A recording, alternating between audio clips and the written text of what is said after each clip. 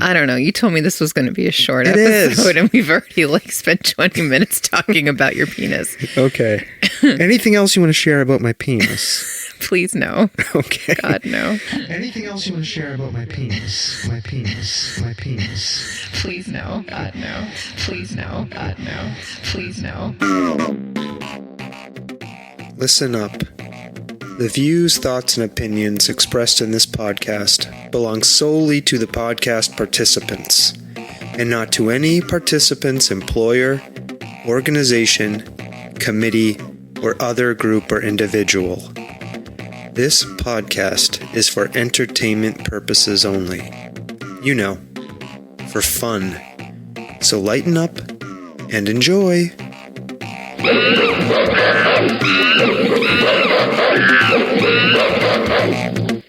Hello, Stomping Jen. What are you laughing at over there? Your face. You just said you don't like the gleeful look upon my face. You're too happy. Do you know why I'm happy? Because you don't have to look at the skeleton? No, because you're back on the Soft Serve podcast. You're here. Oh, it's like I never left. Oh, it's like you left. Believe me. It's very much like you left. Well, we're going to do a short show. I promised you. Short. I'm not going to drag anything out, so we'll get right into it, okay? All right, here we go.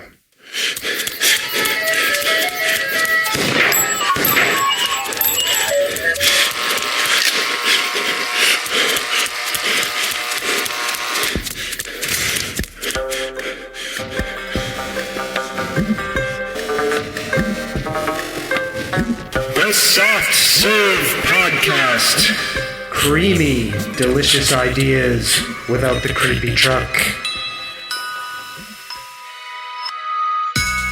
Okay, that's the Oh, did you play the original intro? original intro music. See, because you said I wasn't listening to your solo episodes. So are you here to tell me you listened to my solo episodes? Yes, I did. What did you think of them? I said, oh, God.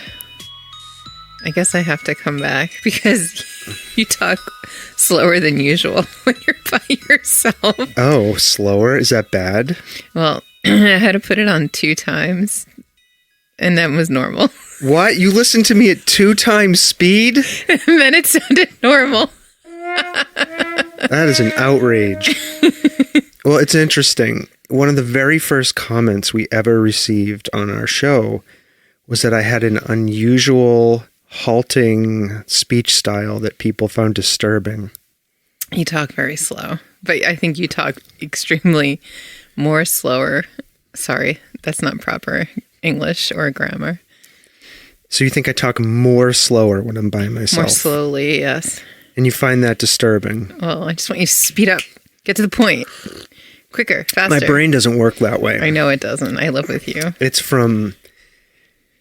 I Yes, promised it's you from- a short show. It's from I know, years of trauma. I get years it. of trauma and I know being why. yelled at. I know why. Yeah, I contemplate every word, and there's an internal battle going on inside. Is this the right word? Now, what's interesting is all of that is probably happening at a processing speed that is what you might think of as normal thinking speed, right? But downstream of all of that, it results in my speech being slower.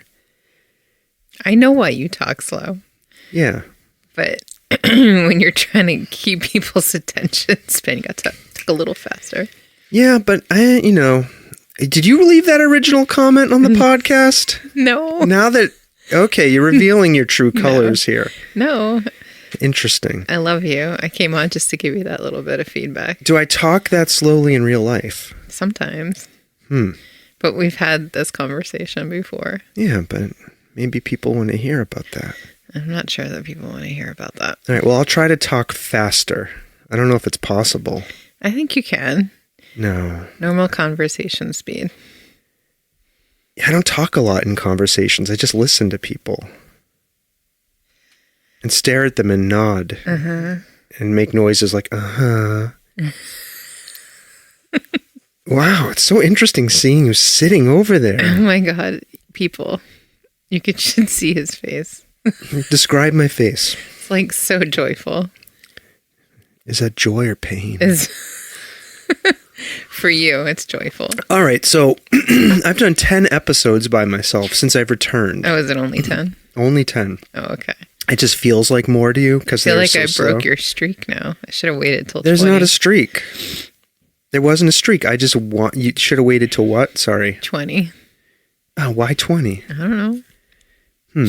Let you get up to speed. Well, Literally. I may not do these every week Yeah. if you're not here. I'm working. One of the reasons I wanted you to sit down with me today is because I'm working on another essay. And it's not done. And I won't have it done in time for this coming week. Do you know what it's about? Nope. It's called, the title of the essay is called The Dysmorphic Brotherhood of the Expanding Pants.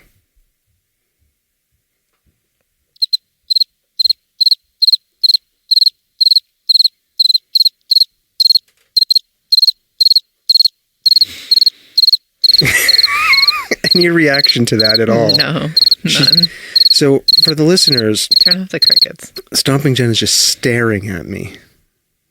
I have nothing to add to that. Okay, well, excuse me. So, listeners, you can expect that coming soon. Is my essay called The Dysmorphic Brotherhood of the Expanding Pants. I'm sure they're very excited to listen to that. All right, but enough about me and my reaction, my joyful reaction to your return to the Soft Serve podcast. Let's get to you. What have you been up to? It's been over a year since you've appeared on any podcast episode that I know of, unless you've been going to other podcasts. No. Okay, so you haven't been on any podcasts. What have you been doing the last year? Oh my God, I have no idea. No idea? What do you mean? It's been your life. You've lived it. What have you been up to? I've been very respectful. I've been not sharing updates about your life. My life, but Yeah. my life is your life. It's the same life. No, it's not the same life. I mean, We're lives moving in parallel right? on the same life highway.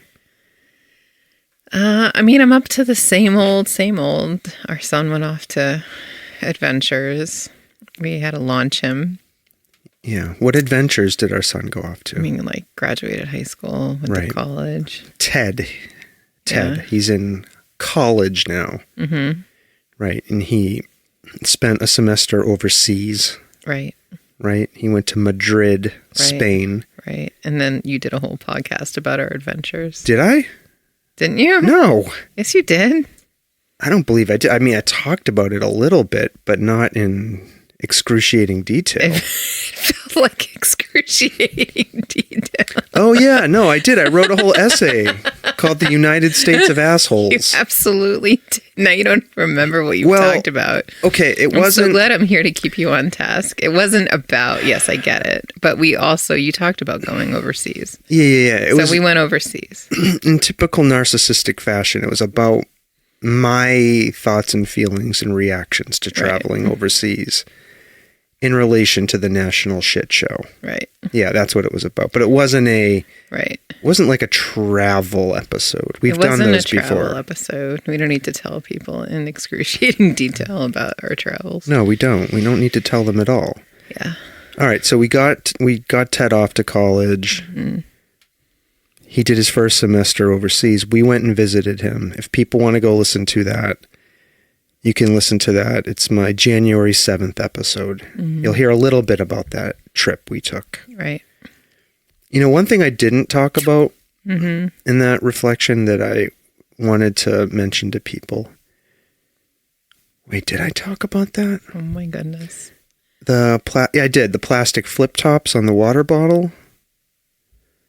Do you remember that? I don't remember that. Well, that was the best part of being in Europe, right? So Oh, yes. I didn't On every realize little- what you were talking about. on every little water bottle, Right. when you unscrew the plastic top, there's a little hinge on the lid that keeps it attached to the bottle. Right. So you don't have these fucking water bottle lids littering the streets. Right. That was my favorite part of going to Europe. Was the flip tops on the water bottle. Yes.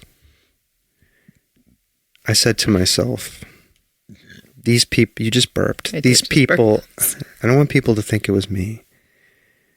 I think people who have been listening to my solo episodes will know it wasn't me. I'm not a grotesque animal. I don't come on to the podcast and burp.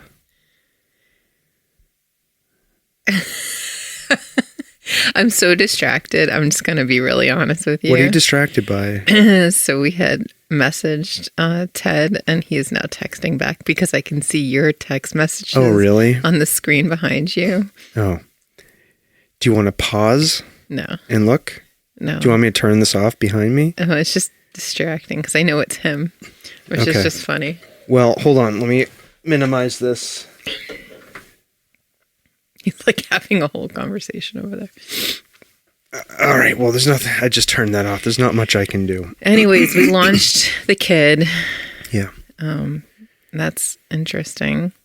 That was back in September, right? Yeah, but then we had a secondary launch when he just went back on campus. Right. He came back from abroad, and we had to send him to campus. Right. And that just feels a little strange, having him closer, which is right. A different The feeling. university he's attending is, like 20 miles from our house. Right. Something like that.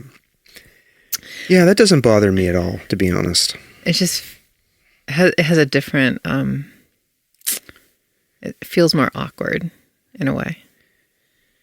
Feels like you should be doing something, maybe. Yes. It makes me feel like I should be more involved than I have any right to be, because I did not go to school so close from my hometown. Yeah, but were your parents constantly up your ass when you were in college? It was also not the age of the internet, so I don't even remember how much interaction that we had. So, all right, so you've been focused on that. That's been a huge thing we've been dealing with all year. Right. Space Unicorn is still in high school. Yeah.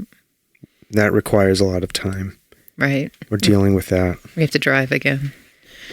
All right, what else have you been up to besides the kids?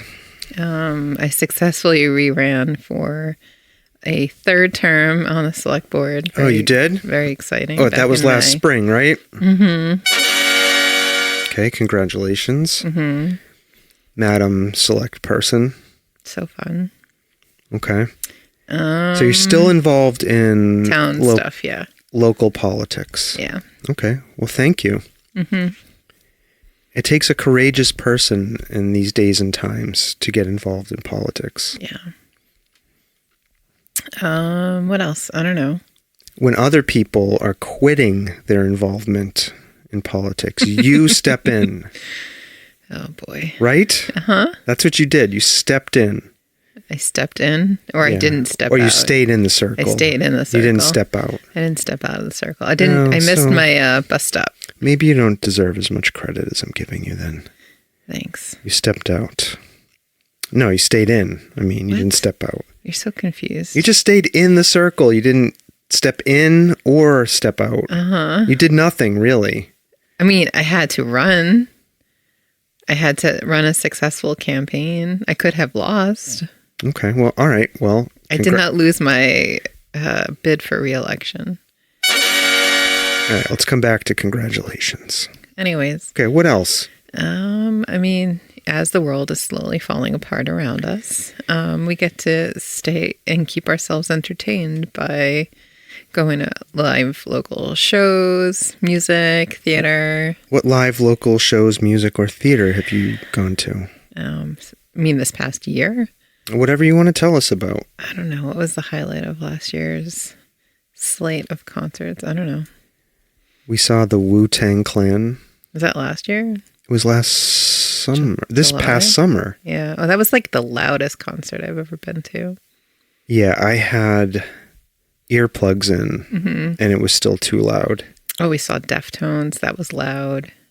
It wasn't as loud as the Wu-Tang Clan. We saw Nine Inch Nails, which was amazing. That was a good show. And I'm going back in 2 weeks to see them again. On Valentine's Day. I know, I'm abandoning you. Yeah, should I read into that? No, you should not. Absolutely not. Why? You made a choice to leave me on Valentine's Day. Yeah, from my high school friend that I haven't seen in years. Okay. So I could experience the joy of high school Okay. 9 Inch Nails experience. All right. Interesting. Yeah. Okay, so what am I going to do on Valentine's Day? You're going to cart Space Unicorn around. Okay. Should there be any masturbation that occurs? Could we not? What? This is what I need to plan my Valentine's Day. No. So that you're not giving me permission. No. Okay, next topic. Thank you. All right. I'm not sure. Do we need to close the loop on that? No. We can just move along? Yes, let's Okay, just all move right. along. Thank you very much. Appreciate it. Okay. All right. So you're seeing 9 Inch Nails again on Valentine's Day. Uh-huh. What else is coming up? Coming up. What else do you want to tell us? Well, you talked about 9 Inch Nails. That's coming up. That's not in the past. So I figured you had moved on. Yeah. Well, there's a new Pussifer. As our old-time listeners will know, I really enjoy the band Pussifer, and they are coming out with a new album in a week. Where are we? We're going to And that in April, right? We're going to see that in April. Okay. At Foxwoods Resorts in Connecticut, I think they're coming too. Yeah. Okay, that should be fun. Yeah. Pussy Fur. Yeah. Gonna go see them. I really want to go see Rocky on Broadway. Like Rocky Balboa? No. Rocky Horror Picture Show. What's stopping you? I would just have to pick a date and figure out who wants to actually come with me. I think I'm gonna pass on that I one. know. You know my problem with Broadway theaters? It's not the shows. I enjoy the shows. It's the actual physical theaters. Yeah, they're very, they're cramped. It's crammed in super tight. It's really hard to pee in those places. And I have a lot of anxiety around public urination. And I think the last theater we went to was an all-gender bathroom. You in the all-gender bathroom. I struggle with those. I really don't understand. I'll tell you why you don't understand. Because you're a woman and you've grown up in a culture that's supportive and encourages women to go to the bathroom together. Right? And when you pee, you get to go into a stall and close the door, usually. Right? And you don't have to deal with standing there with a bunch of men around you, worried that they're going to look at your penis.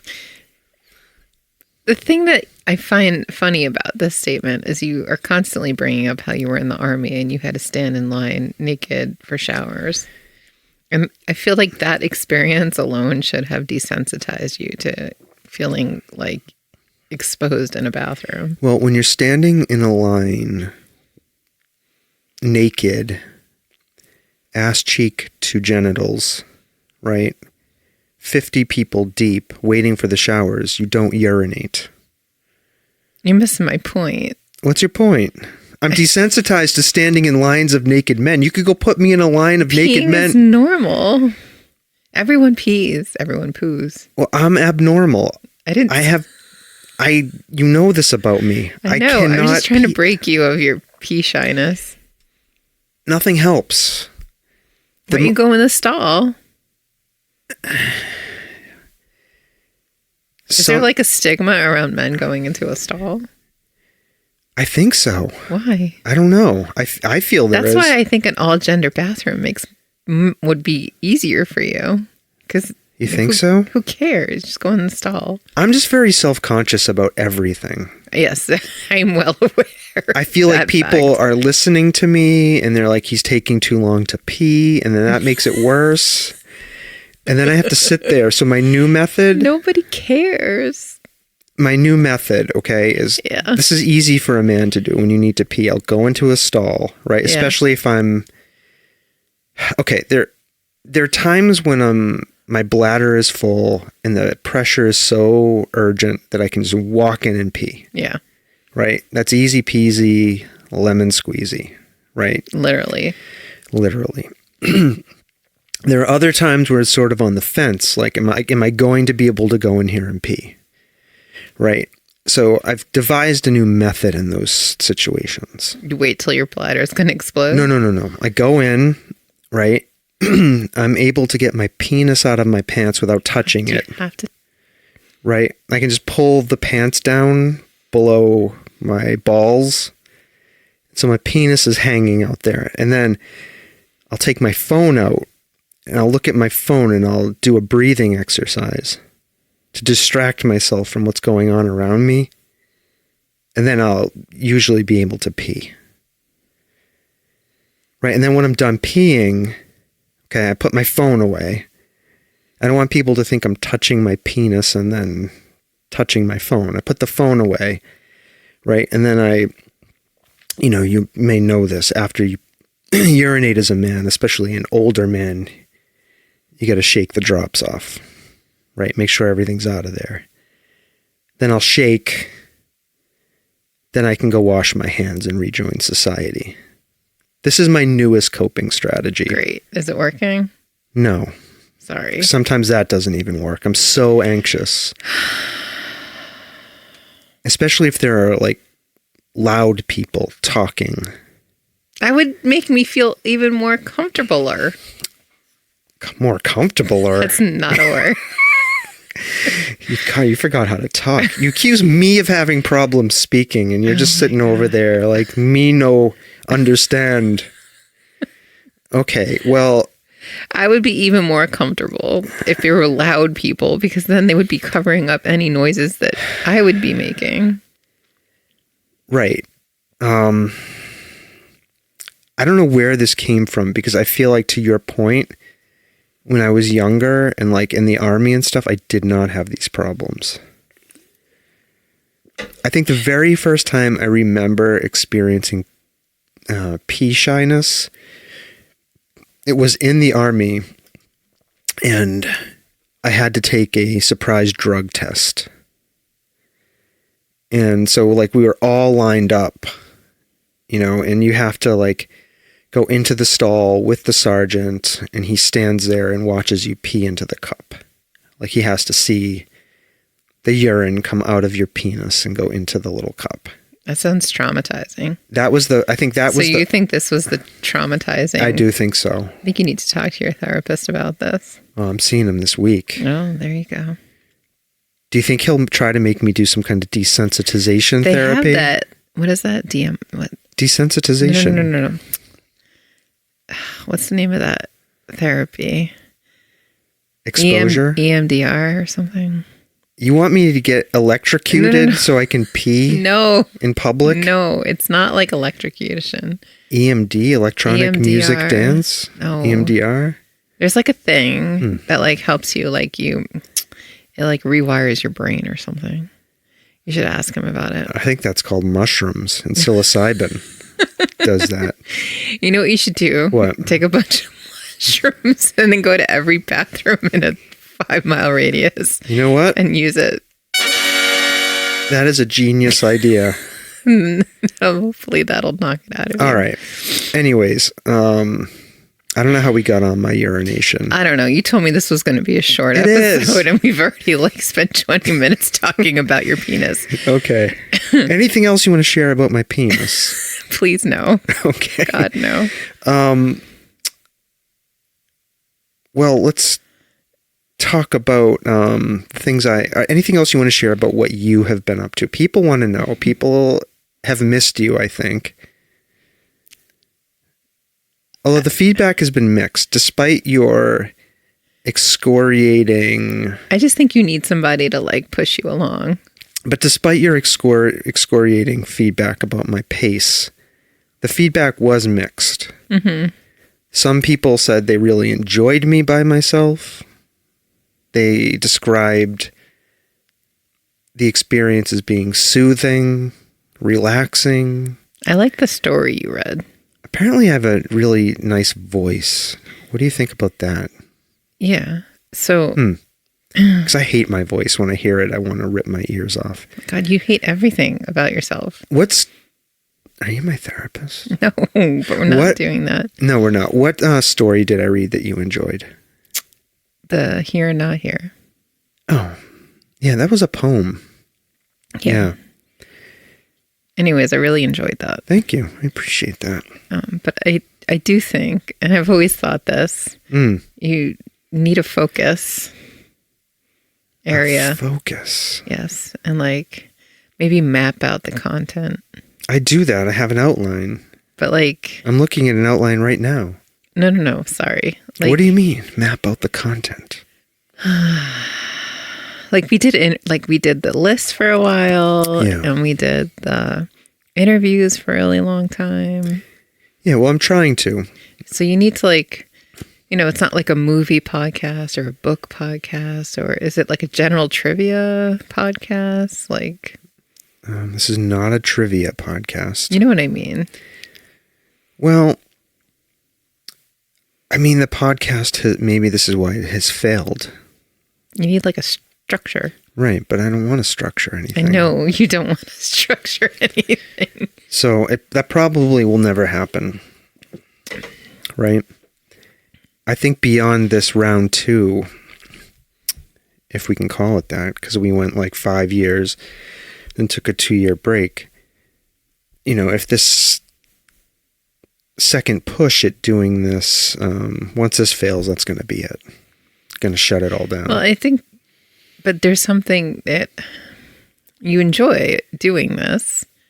And I think that you just... Well, maybe. Well, I said this on the podcast. It was extremely disturbing to me to come back and do this alone. And I think I told you. I felt like you were breaking up with me by not wanting to do the podcast. But like every episode you did alone, you like talked about me for a good 10 minutes. That's not true. I said I was in negotiations with you about coming back on here. Right? I have mentioned you on every podcast. Then you threatened to take me off the website. When did I do that? You were like, oh, well, I guess if you're not going to do it, I'm just going to take you off the website. Is that why you agreed to come back? No. Okay. Well, I don't know that I'm back. What? What do you mean you're not back? I mean, I'm sitting here right now. Okay. Why do you enjoy it while it happens? Are you telling me to be here in the now. moment, be present? Be here now.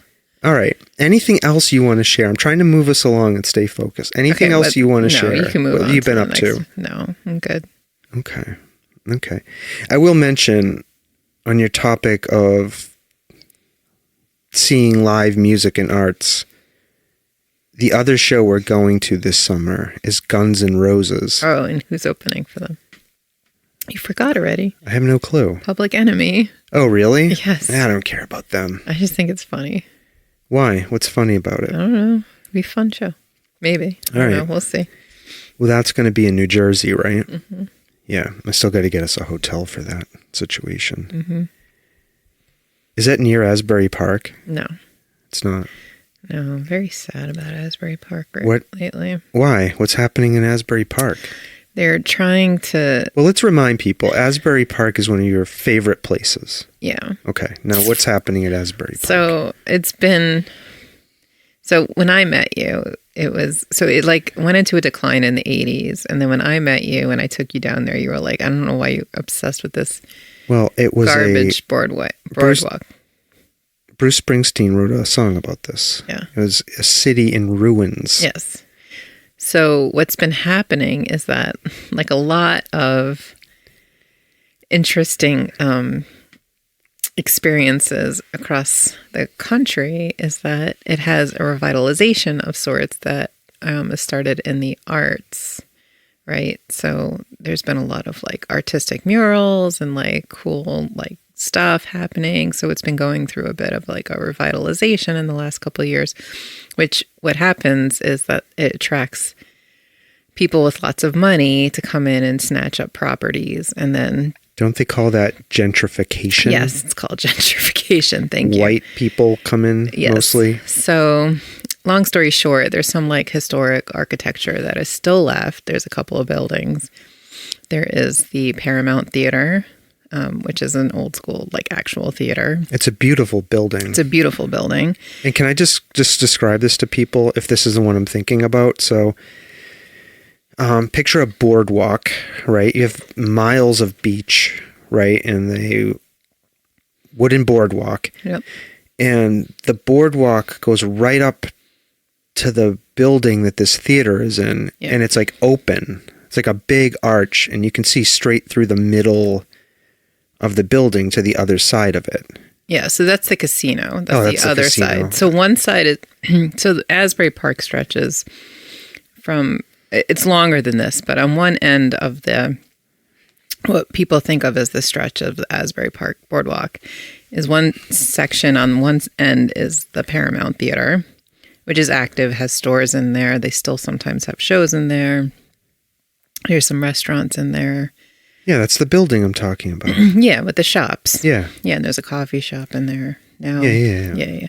On the other side of the boardwalk is what used to be this big complex that was a casino and amusement park and had a carousel.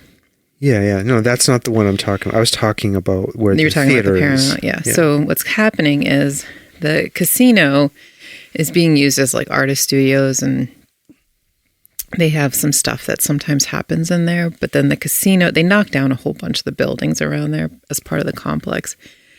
But the casino, I don't know what they call it. They call it like a grand foyer or something. Okay.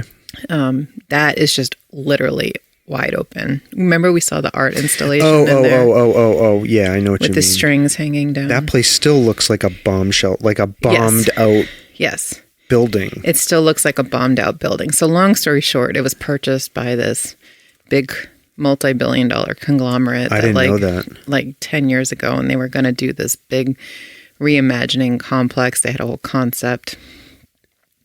Anyways, now they're talking about demoing it. So there's a lot of outcry within the city that people don't want to see it destroyed. Okay. Anyways, it's very sad. All right. Okay. Because they're taking away all the cool Art Deco, like architectural history, if they would demo something like that. And then they're talking about like they'll probably demo the Paramount next, which would be devastating. Oh, really? They can't preserve those buildings? They are in the National Registry. Then maybe they can't demo them. I don't know what the situation is, but anyways, that's been... Is the Trump real estate company behind this? No, I don't think so. But Okay. It's like Madison Marquette is like the name of the company. But they're the ones that built these like $1 million condos along the stretch. Well, that's what we need, more $1 million condos. So All right, so you're sad about Asbury Park. I'm a little bit sad about Asbury Park. That they might be demolishing these buildings. Yeah. Okay. How do we get on this topic? I asked you if the Guns N' Roses concert was near Asbury Park. Yeah, sorry. But it's not. I think it's in Newark. I think it's at where the Jets play, right? Is that Newark? It's like East Rutherford. Okay. Because all the hotels that are like within a mile are in Newark. Or in Newark. Yeah, that makes sense. So yes, maybe that's where we'll stay. I've never stayed in Newark. I do not think we want to. Where would we want to stay? I don't know. We'll find some place. Okay. I mean, We'll figure it out. I guess we could. What day is the concert? Let's logisticize outside of the podcast. All right. You're moving it along. Okay. You're moving it along. All right. Well, all right. Those are your updates. Yep. Nothing else to share.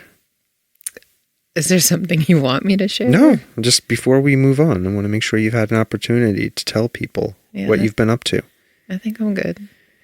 Okay. You're good. Well, okay. There's two things that I want to talk about that I have on the agenda. We can do these as quickly or, take as much time as you want. The first one is this movie we saw yesterday. We're recording this on a Sunday, so we went to go see a movie on Saturday night. That movie was called Hamnet. Hey folks, this is Sawtooth barging into the podcast to tell you there are spoilers ahead for the movie Hamnet. Spoiler alert. Dear God, I don't want to know. Spoiler alert. Dear God, I don't want to know. Spoiler alert. Okay, you've been warned. What did you think about it? It was a tearjerker Well, and a ball fest. For let's sure. back up first. What is Hamnet about? Shakespeare, like Yes. William Shakespeare. Specifically, what though? About his son dying. Yeah, his son. And I don't know. Again, I don't know any really. I know next to nothing. This is about not. Yeah, it's not a spoiler because people like who Yeah. know anything about Shakespeare usually know this fact. Yeah, I know next to nothing about Shakespeare or his personal life, but he had a son named Hamnet who apparently died when Shakespeare was like 11. No, No, when the kid was died 11. when he was 11, not when Sorry. Shakespeare was 11. Yeah, Shakespeare had this child, Hamnet, when he was an infant. And then 11 years later, Yes. when Shakespeare was 11, Hamnet died. Yeah. No. Yeah, so that's about that. And the movie explores, it's a fictionalized telling of all of this, obviously, but the movie explores Shakespeare's writing of the play in relation of the play Hamlet in relation to his son's death. But the movie and the book, I'm guessing, are really the story of his wife, I think, and her experience to both of those things, right? So her son dying and then Shakespeare writing this play, Hamlet. And in the movie, Shakespeare's wife's name is Agnes, right? Mm-hmm. Yeah. All right. So sorry. What else? Tell me about. You said it was a tearjerker. It was a tearjerker. I mean, what were your takeaways from this movie? How did you feel about it? What were your reactions to it? I mean, the end was very intense and I could not stop crying. And I don't want to spoil the movie for folks who haven't seen it. Well, I think we can say that we're talking about spoilers here. If you have not seen the movie Hamnet or read the book Hamnet, we're going to maybe reveal some spoilers here. Yeah. So gut reaction to it. It was just, like the grief and about how his wife dealt with the kid dying and how her view and her anger towards Shakespeare because he wasn't there when it happened. Yeah. And he wasn't and he was off in London putting on plays and writing, and she felt, I think my interpretation of it was that she felt abandoned and angry at him. And so after the son dies, they can't reconnect. He goes back to London. She's really mad at him. She doesn't understand. And, and then he writes this play Hamlet, and the brother takes her to go see it. And I think that's the first time that she experiences Shakespeare's art firsthand, and sees the impact that his art has on other people that are watching the play with her and her reaction to the play. And it's just very emotional. And the director obviously knew what they were doing because it was meant to produce as many tears as possible. I could not stop crying after this movie ended. I know, you couldn't even talk about it without bursting into tears. But I agree with all of the things you're saying. There's this run up to the sort of last, I guess, act of the movie, right? Where, like you said, Agnes is furious at Shakespeare, at William, because she feels he's not grieving in the way that she is, right? Mm-hmm. Which is outwardly, angrily, and she's doesn't understand how he is not showing all of those things that she is feeling and displaying to the world. And then, like you say, they get to the play, and as the production is starting, they start mentioning Hamlet's name, right? Her son's name was Hamnet, but apparently Hamlet and Hamnet were interchangeable. They were the same name, effectively.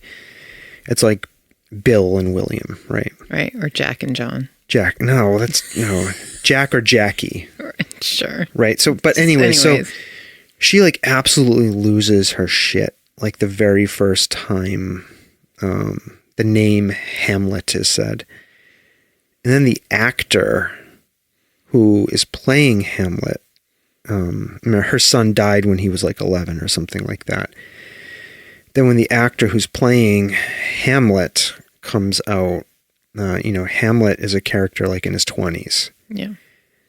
Like she sees him, and I think she's seeing like a grown-up version of their son. Yeah. And so sort of her anger begins to subside. Right. And she begins to get drawn into the theater of what's happening, right?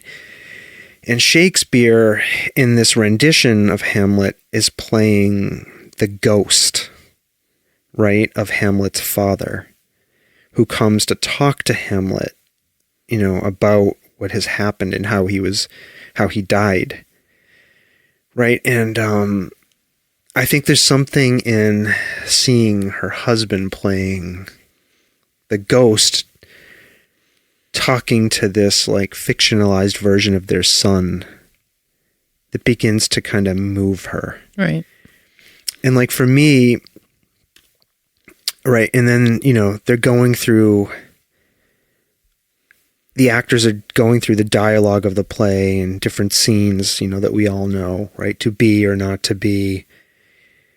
And like you can see her whole demeanor begin to shift and change, like you said, as she begins to realize that the whole time that he was in London, he was actively grappling with and processing their son's death. And he created, and Shakespeare created this amazing piece of art, this play, right? And I think she's looking around in the audience, right? And seeing all of the people crying and absolutely transfixed, right?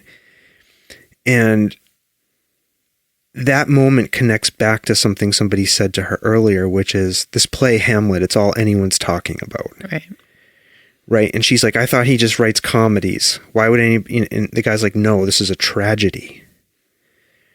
Right. And I think there's this moment where she realizes Shakespeare has made the memory or the spirit of their son, who's infused into the play, immortal. Like he's going to live forever. Mm-hmm. Like his name is going to be spoken forever, because she's like, despite herself and despite the people around her and her family thinking she married a loser, right? Who just writes these frivolous plays. Like she's realizing the impact of his words and what he's doing is going to be timeless. Like, right. I really think she's like seeing that, because she's surrounded by like 1,000 people who are all crying. And it's not even like, it was like, there were nobility people in the upper stands, and then there was like the peasantry on the floor, on the ground. It's just like what you think of as like Shakespearean in the round, right? Like, yeah. And then there's this other element that I think was baked into the first 2/3 of the movie, really. So the play really, the movie and presumably the book really focus on Agnes's relationship to witchcraft and nature. Mm-hmm. There's a lot of scenes involving her in the woods and by this tree. And when her first child is born, she goes out to this tree to have the baby under this tree at the mouth of this cave, right? And this cave, which is this black hole at the base of the tree, keeps appearing. And like, I think that hole sort of represents the, how do I want to say this? The vast, endless cruelty of nature, right? Like the randomness of nature, right? And I think the movie, this is just my own take, I think it explores this idea that no matter how strong your beliefs are in nature, in witchcraft, or God, or, some other belief system, like at any moment, the universe and nature can come and turn your fucking life upside down. Mm-hmm. Right? Because like she goes and has that first baby under the tree and she thinks, I think the movie's telling us, she thinks it's her belief in witchcraft and nature and herbs and all of this stuff that gave her a safe birth. Right? And so when her second set of children are born. They're twins. Yeah. Her daughter, Judith. Yeah. And Hamnet, she wants to go to the tree to give birth. Right. Right. And she can't go to the tree and give birth because there's this massive flood happening and she would have died. Right. It's interesting too, because Shakespeare's mom, says to her, like, you're safe here. This is the room your husband was born in, right? Right. There was that strange connection. And then there was this whole exchange between her and, because first of all, she doesn't realize she has twins. And then she has this belief that she will only have 2 children because she sees 2 children at her deathbed, right? So there's this whole concept that she believes that she, number one, is only having 1 child. So when a second child is about to be born, she's confused. And when Judith comes out, she's not breathing. Right. No, you're correct. No, the baby yeah. So the boy is born first. Right, Hamnet. So she's like, great, I had a baby. And then she has a second baby who isn't breathing at first. And she's like really focused on that. But then Shakespeare's mother, what you didn't realize and what they didn't explore earlier in the movie, because she comes across as this very Protestant woman. Cold and uncaring. But you find out she has lost 3 daughters, 2 stillborn and 1 who died when they were 7. Right. Right. And you're just so she's dealt with grief before and she's trying to let Agnes let go of the fact that Judith isn't breathing. But Agnes believes so strongly that she can keep with her will her child alive. And it's screams at the nurse, give her to me. And then somehow the baby breathes. The only thing I want to say is it's my recollection the conversation between Shakespeare's mother and Agnes happens after Hamnet dies. No, yeah. Well, it's after him. And yes, she said, yes. Up to that point, she's never told Agnes, I've lost 3 children. Right. But I think it harkens back because she's telling, anyways, whatever. I don't know where I'm going with this anymore. I think you're reinforcing my point, which is Agnes believes that she can control what happens. She can control what happens in her life through her belief in the power of witchcraft and nature, and I don't know what you call herb science, but is there a name for that? Yes. What is it called? Naturalist medicine. What is that? Yeah, whatever, natural medicine, right? Yeah. But it's also in a time when you didn't have stuff like antibiotics or anything like that. Right. So most people believed in some form of medicinal. Right. But I think, so the thing I got from that though, right, is sort of, especially the image of this dark black hole at the base of her sort of beliefs, the tree, mm-hmm. which is the manifestation of her belief system, is that again the potential cruelty of nature and the universe is just endless. It's like a black void, capable of sucking you into it at any moment and upending your life. But then sort of that comes back, and also, right, I think the play Hamlet that Shakespeare writes grapples with the fact that people are more cruel to each other than nature in its random cruelty could ever be. Right? Because the whole play of Hamlet, right, is about this family all turning on each other, and the tragedy in the end is they all end up dying. Right. Right? As a result of their jealousy and anger, right? And all of that stuff. And, we see throughout the movie Shakespeare, feeling like the people in his life are mean and cruel and bad to him, and they don't treat him well, like his own father. Right. I think, I'm trying to remember who else was mean to him. Nobody else was mean to him. Well, his own wife was kind of mean to him. Well, Agnes was kind of mean to him. at the end, when she was grieving, yeah. That's what I mean. But still, it's really complicated, right? Because what is the right way to grieve? Was he wrong for what he did? I don't know. I don't know. So sorry, can I just say one other thing? That you brought this up.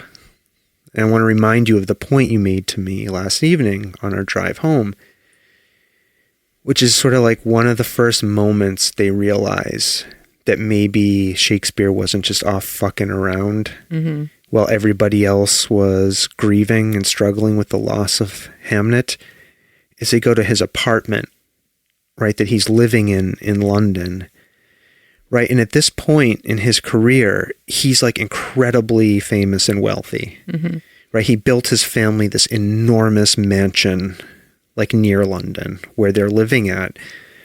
And they come to London, his brother-in-law and his wife, to like track him down and see the play. And they go to his apartment, and it's just like a hovel. Yeah. It's like this One like room. One room. That's it. Shit everywhere. And it's like basically his writing desk. Yeah. And I think they realize in that moment that he really was maybe even punishing himself while he was working through processing the grief of the death of his son. Right. Anyway, sorry. It's okay. I think we've beaten this topic. I did read some reviews this morning just to like see. Yeah. And I did come across this one article where they were very critical of the movie because they said the book like had a lot of like poetry and like stuff, and that that the movie focused too much on just like the gut punch at the end. Poetry? Yeah. What the hell does that mean? In the book? Yeah, the book. I mean, I didn't read the book, so I have like no idea what the book's about. Shakespeare's sonnets and stuff? No, there is a book, Hamnet, that this movie is based on. Right. That's what I'm talking about. It's a novel. And they were saying that the movie relies too much on using Shakespearean quotes, which is not something that happens in the book, to connect it too much to Shakespeare. Okay, well, movies are adaptations of novels. I'm just and whoever wrote that review is full of shit. That's a perfect movie, and I hope it wins all of the fucking Oscars. I haven't read the book, so I can't. I don't have anything to compare. No, fuck that review. Fuck those reviewers. Okay, what else? You had something else you wanted to talk about. Anyways, I just want to say to people, go see this movie, Hamnet. Right? Sure. Yeah. Try to see very it. Good. Try to see it in the theater. Mm-hmm. See it in a Cinemark theater because I own stock in Cinemark. And this is going to be a big year for movies coming back up. Okay. Mm-hmm. Yeah. All right. So the last thing I had on my list to chat about was this show we just finished watching, which is very much not like Hamnet, the movie. No, you don't think so? Which is a tragedy. The show we just finished watching is called Heated Rivalry. Mm-hmm. Do you want me to describe the show? Go ahead. It's a show about professional hockey players, right? And it focuses on these two professional hockey players on fictional teams. One plays for the Boston Raiders, right? And the other plays for the Montreal something. Metros. And it focuses on their hidden romance off the ice. They're both men, right? Mm-hmm. So it's about these gay hockey players. Yes. How did you feel about the show? I really enjoyed it. What did you enjoy about it? It was a really good story, and it was emotional, and it shows there was representation of gay romance that you don't usually get to see. Yeah. You didn't have any particular reaction to it you want to talk about? It just was a story to you? Yeah, I really enjoyed it. I enjoyed it too. Let me just say that up front. I really enjoyed it. At the end, it was 6, I think it's 6 episodes. Yeah, it's not very long. I was really looking forward to it. And I guess, again, we're going to talk about spoilers for Heated Rivalry. And I know that, I feel like the show is just starting to catch on with people too. I think it's at the tail end of the craze. Right. So. Spoiler alert. Dear God, I don't want to know. Spoiler alert. Oh my God. Dear God, I don't want to know. You did not play this sound Spoiler clip. alert. All right, enough. Okay, so spoilers for Heated Rivalry. I forgot I had the button. You forgot until now? Yeah. Okay. I thought I should play it. Sure. And I think I might go back and cut that in, but now I can't because you were just like, you didn't play it before. Well, now it'd be funnier if you play it and then after people keep listening, then they'll hear this exchange. So Anyhow. go ahead. What were you going to say? No, I mean, it's graphic. There's a lot of graphic sex. It's sort of softcore porn. It's on Max. Yeah. It's a lot more gay sex than I think most people are exposed to, unless you're a gay man. Yeah, and I will say, so I initially, I think I was a little uncomfortable. Oh, you think? Well, describe what it was like watching the show. I would look over and you'd just be giggling. Right. Like a little girl. Right. Well, you don't have to call me a little girl. That's the way you were giggling. Okay, but so... Because it made you feel uncomfortable a little bit. How do you know it didn't make me feel excited? I mean, the thing that we've talked about since then is that there's this whole thing where it's acceptable for men to watch girl-on-girl porn. Well, this wasn't porn. I just want to be clear. Yes, it wasn't porn, but... can I just say one thing first? Yes, it's more acceptable in the world, is what I'm trying to say. No, I want to say whoever shot this deserves an Emmy, because... You didn't see a lot, but you saw a lot. No, it was almost like watching pornography. I don't know how they did these camera angles where, men in the show are being full-on intimate with each other, and any second you're like, oh my God, I'm going to see something. But you don't. But you never really see anything real. And they do such an amazing job filming the action of the sex scenes, which makes it, more, how do I want to describe this? So continue with your point, then I'm going to run through some things. I've been thinking about this. What's my point? You were saying something about how men are used to seeing girl-on-girl sex on screen. Right. Like it's socially acceptable, quote unquote, socially acceptable. Like it's like, a thing that people talk about, but it's not a thing where women are watching man-on-man porn, men-on-men porn. Right. Right. It's a more taboo kind of conversation. And the other thing that I've been talking about, because there's a lot of articles that you can find about why straight women are obsessed with watching this show. Why are they? Well, it's because a lot of straight women, there's a lot of taboo about women in general watching porn. So most women get their porn by reading erotica. Oh yeah, you told me about this. Yes, and it's true. Kind of the joke about that, and I'm not saying this is something I find funny or think is worth being funny, but is that, women read trashy romance novels. Right. Instead of getting on Pornhub. Right. And blasting one off to a 2-minute video. Right.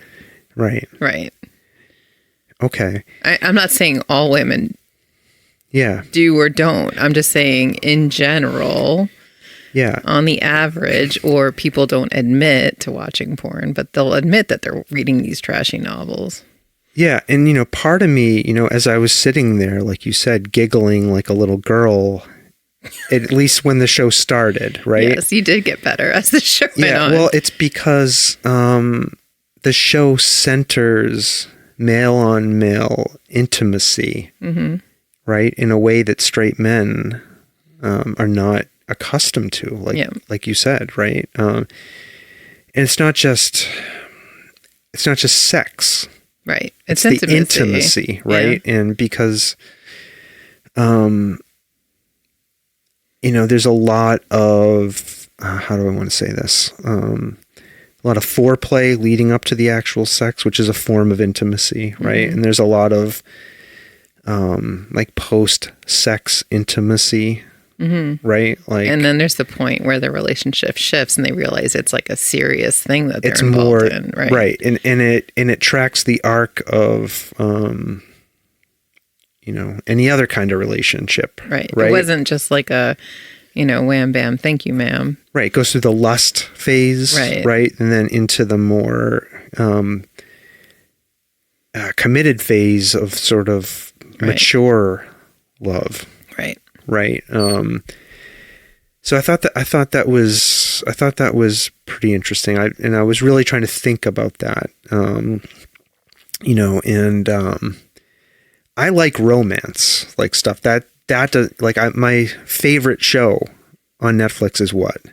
I don't know. What were we watching? Bridgerton? I love Bridgerton. Yeah, because it's candy for your brain.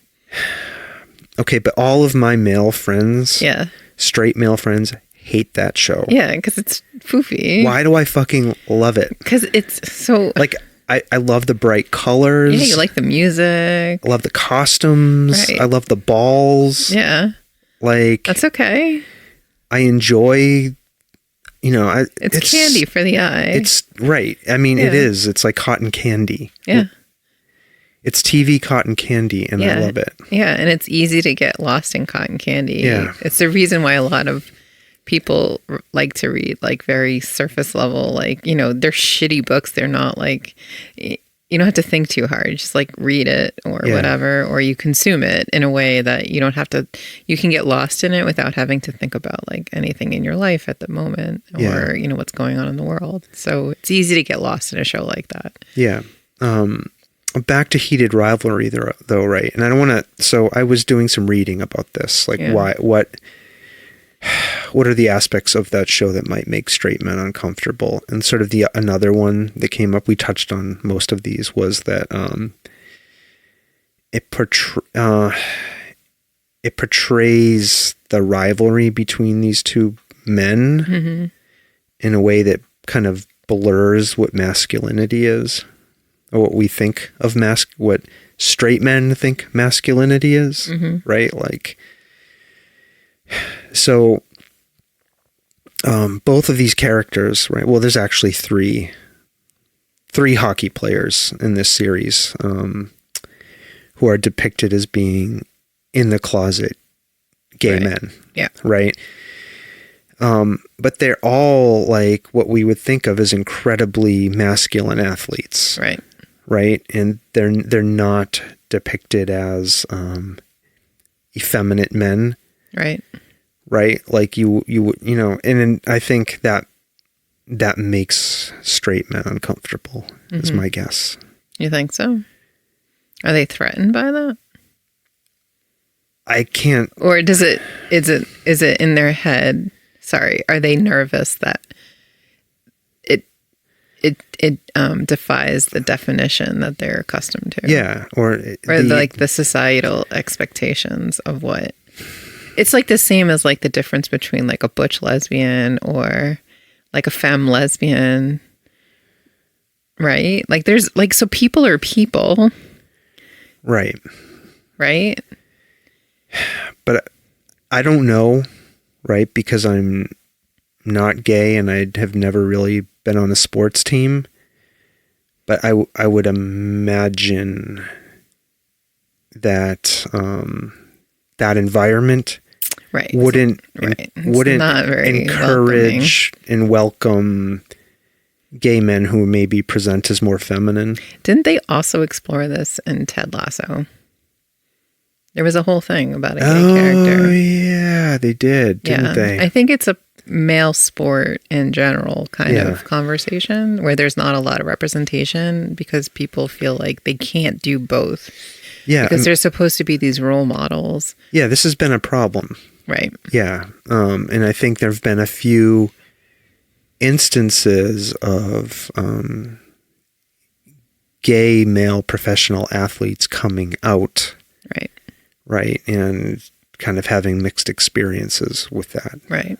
You know. Right. Because they rely not only on the sport, but they're also expected in our society to be upheld to the standard of like brand ambassadors, which is why they like get put on cereal boxes or get tapped to like represent brands like Rolex and like in the show, you know, like, you know, so if they're labeled as other, that could have a detrimental effect on the brands that, you know. Yeah. And there's this, yes. And I think also another aspect that my reading has enlightened for me that, you know, some people, especially men, may be made uncomfortable by this by the very nature of the rivalry itself, right? Mm-hmm. Like sports rivalries, you're supposed to hate your enemy, right? Right. And there's this great scene where the two hockey players who at this point are sort of in that later part of their relationship, right? They're sort of in love, right? They get discovered by one of the hockey players' parents.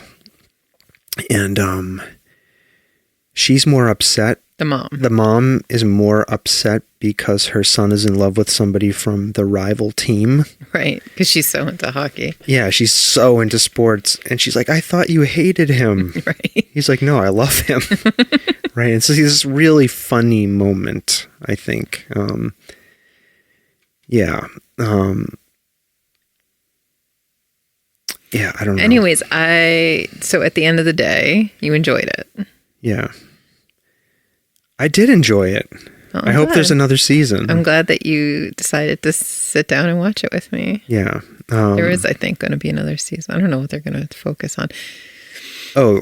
It's based on a book series, I think, too. Yeah. The other thing that this analysis that I stumbled across says is that straight men...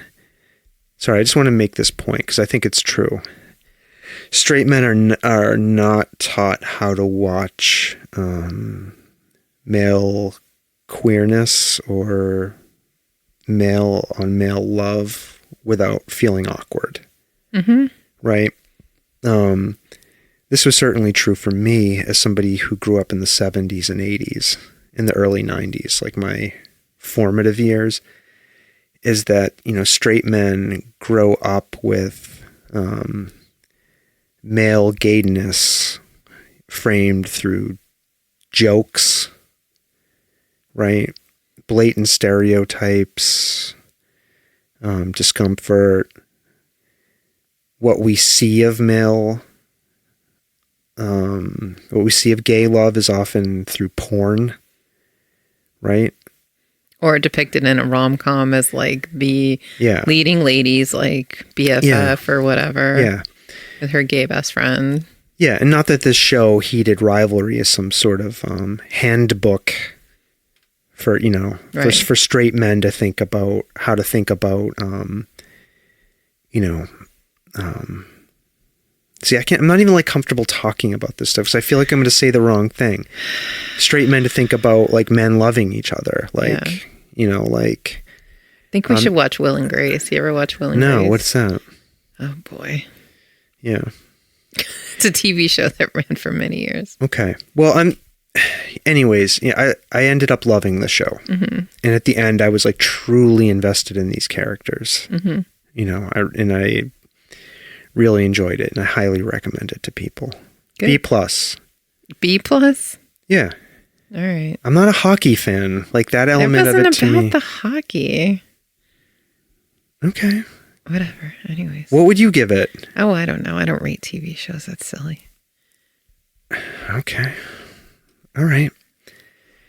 Okay. So that's our reviews of Hamnet and Heated Rivalry. Anything else you want to talk about that we've watched or listened to or heard? Anything else burning that you want to talk about? I have no burning.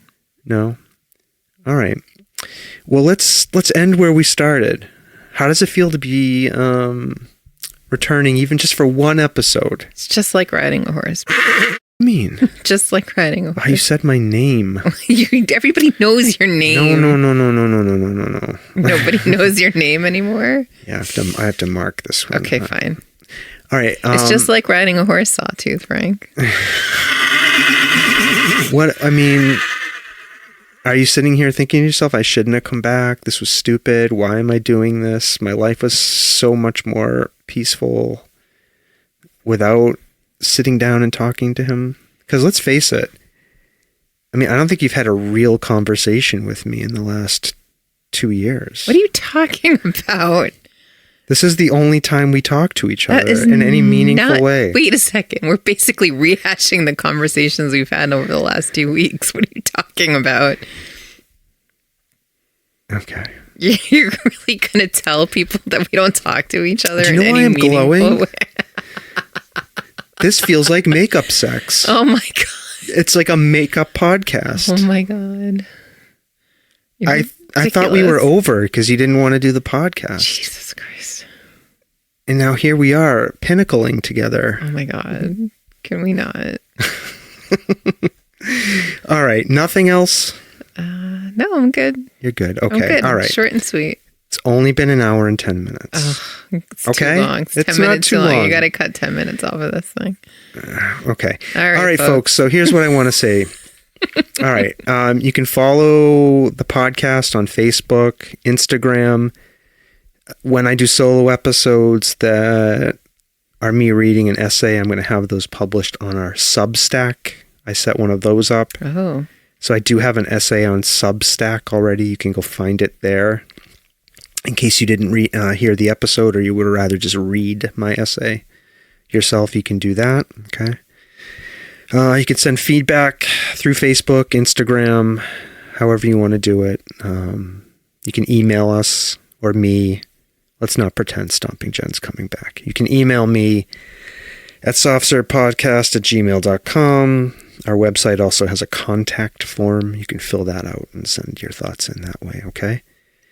The other thing, if you could do, if you like the show, with or without Stomping Jen, just go on Apple Podcasts and give us a 5-star review, okay? Or a 1-star review. I will read your 1-star review too if it's bad. I like bad reviews. You can insult my All right. speaking. You can insult my speaking cadence. You're slowing down already. You know, whatever you want to say about me. Okay. You can join Stomping. Are we at an hour and 15 already? You can join Stomping Jen's I'm ruining his flow. many criticisms of me. You don't want this to drag on, but you keep interrupting me. Okay. Okay, so now we've come to the part of the show. In case you've forgotten, I have a sign-off phrase. Stomping Jen has a sign-off phrase. Right? Do you remember your phrase? Bye now. No, that's not your phrase. That's my phrase. Do you remember your phrase? Yes or no? Bye now. No! That's what I say. No, it's not. What do I say? You say in a very high-pitched mouse-like voice, adios! Who are you? You go, what do you mean, who am I? What's happening here? What do you mean, who am I? No, we're going on too long. All right. No, do you know? Adios. No, I just wanted to see if you Ready? remembered it. I'm not ready yet. Un, I have to get deux, ready. trois. Adios. All right, folks. Bye now.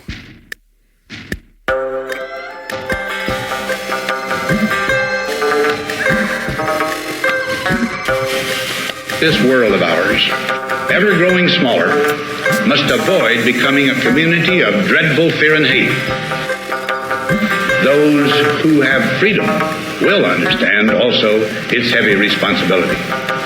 That all who are insensitive to the needs of others will learn charity, and that the sources, scourges of poverty, disease, and ignorance will be made disappear from the earth. And that in the goodness of time, all peoples will come to live together in a peace guaranteed by the binding force of mutual respect and love. I shall never cease to do what little I can to help the world advance along that road.